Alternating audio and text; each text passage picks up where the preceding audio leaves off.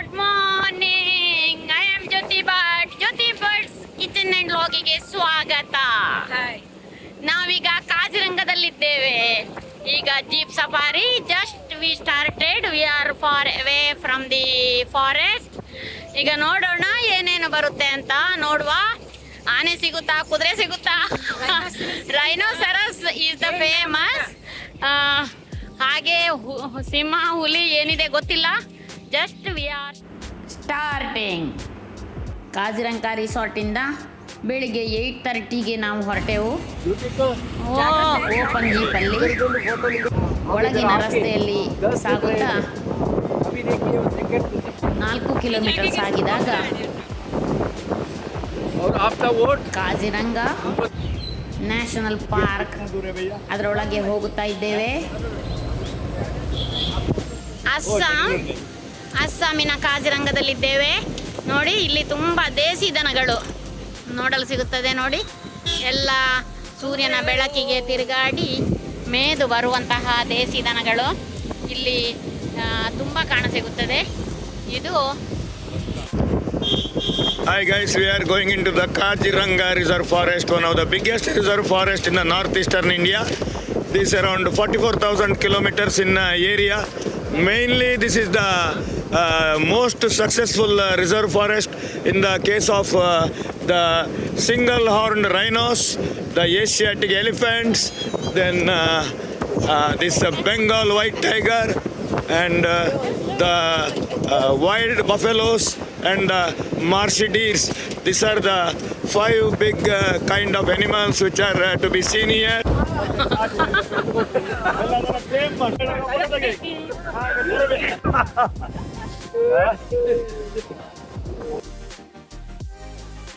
ಮಜಾ ಕರೋ, ಮಜಾ ಕರೋ.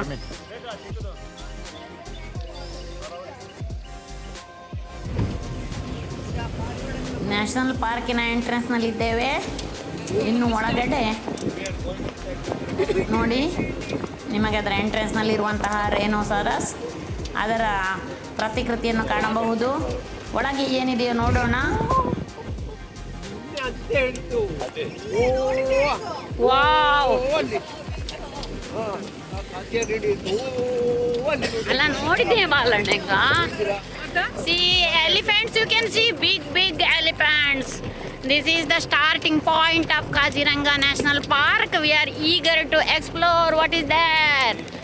This is wild elephants. You can see very long trunk and all. This is see so many elephants are gazing here.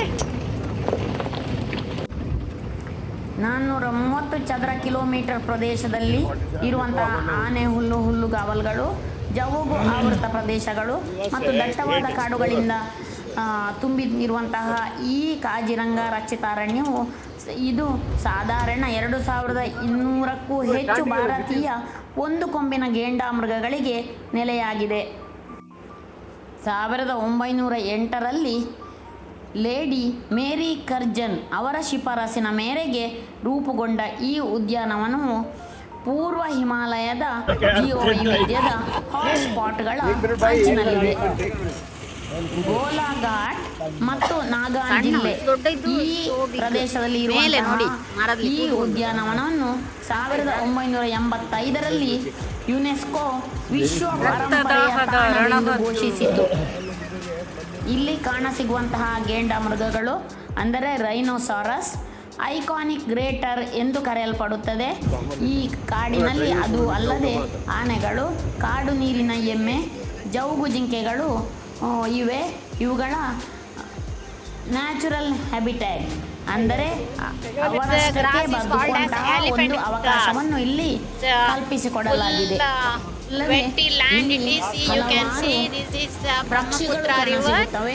ಈ rhinoceros ಬಹಳ ಉತ್ತಮ ಸಂಗಾತಿ ಪಕ್ಷಿಗಳಿಗೆ.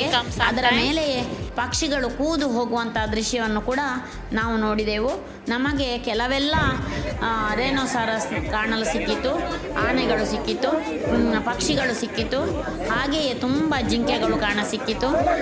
ವಿಡಿಯೋದಲ್ಲಿ ಎಷ್ಟಾಗುತ್ತೋ ಅಷ್ಟು ಕ್ಯಾಪ್ಚರ್ ಮಾಡಿದ್ದೇವೆ. ನೀವು ಒಮ್ಮೆ ಅಲ್ಲಿಗೆ ಭೇಟಿ ಕೊಡಿ.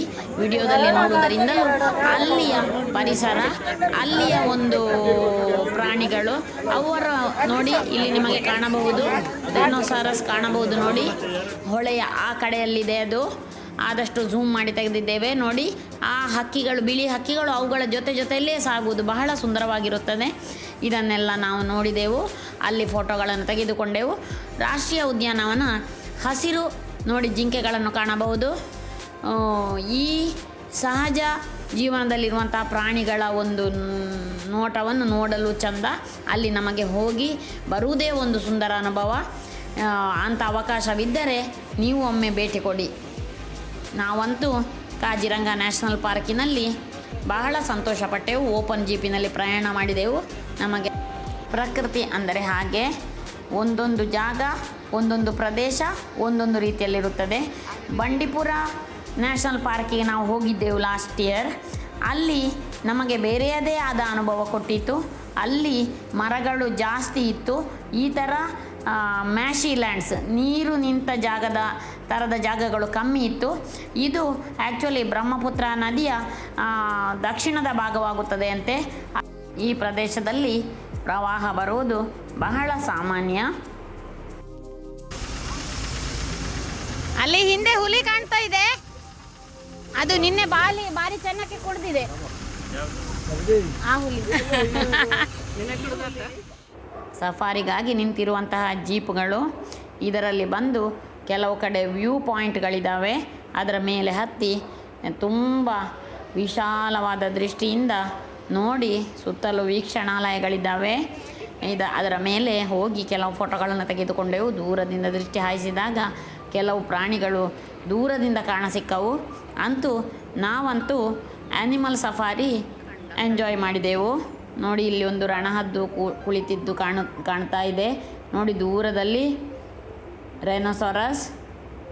ಅಳಿವಿನಂಚಿನಲ್ಲಿರುವಂತಹ ಕಾಡು ಪ್ರಾಣಿಗಳನ್ನು ಸಂರಕ್ಷಿಸೋಣ, ಅವರನ್ನು ಉಳಿಸಿ ಬೆಳೆಸೋಣ. We enjoyed our Kaziranga national park visit. Video ಮಾಡಿ ತಂದಿದ್ದೇನೆ. ನೋಡಿದ್ದಕ್ಕಾಗಿ ಧನ್ಯವಾದಗಳು. ಜ್ಯೋತಿ ಬಟ್ಸ್ ಕಿಚನ್ ಆ್ಯಂಡ್ ವ್ಲಾಗನ್ನು ಸಬ್ಸ್ಕ್ರೈಬ್ ಮಾಡಿ, ಲೈಕ್ ಮತ್ತು ಶೇರ್ ಮಾಡಲು ಮರೆಯದಿರಿ. Thank you.